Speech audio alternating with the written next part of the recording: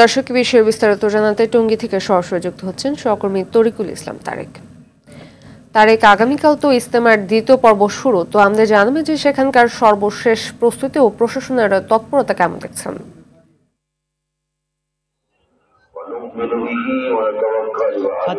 ফাতিমা, আপনি জানেন যে বিশ্ব ইজতেমার যে তৃতীয় পর্বের কার্যক্রম সেটা কিন্তু আগামীকাল বাদ ফজর আহ্বানের মধ্য দিয়ে শুরু হবে এবং 16 তারিখে কিন্তু আখেরি মোনাজাতের মাধ্যমে কিন্তু এই ইজতেমার কার্যক্রম সম্পন্ন হবে। এছাড়াও আমি আপনাকে একটি বিষয় জানিয়ে রাখতে চাই যে আজকে সকালে কিন্তু গাজীপুর মেট্রোপলিটন পুলিশের যে পুলিশ কমিশনার রয়েছেন তিনি কিন্তু গণমাধ্যমের সাথে কথা বলেছেন, তিনি নিরাপত্তা করেছেন এবং পর্বে তারা যেরকম নিরাপত্তা দিয়েছেন তেমনি তারা নিরাপত্তা ব্যবস্থা রেখেছেন এই মাঠের যে ইজতেমার কার্যক্রম তাকে ঘিরে।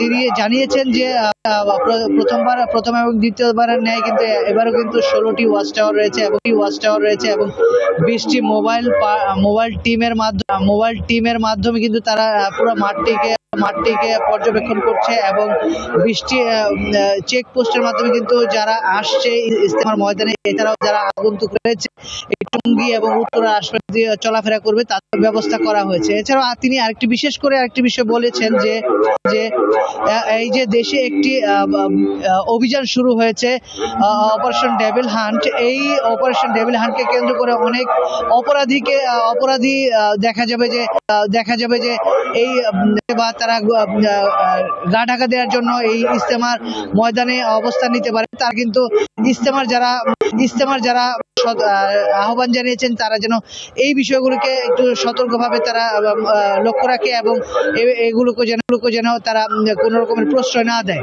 এছাড়াও যে এই যে মাঠকে কেন্দ্র করে যে নিরাপত্তার যে বিষয়টি, তারা কিন্তু এই মাঠের কোন রকমের বিশৃঙ্খলা যেন না হয় সেদিকে সর্বাত্মক প্রস্তুতি রেখেছে এবং যান চলাচল কিন্তু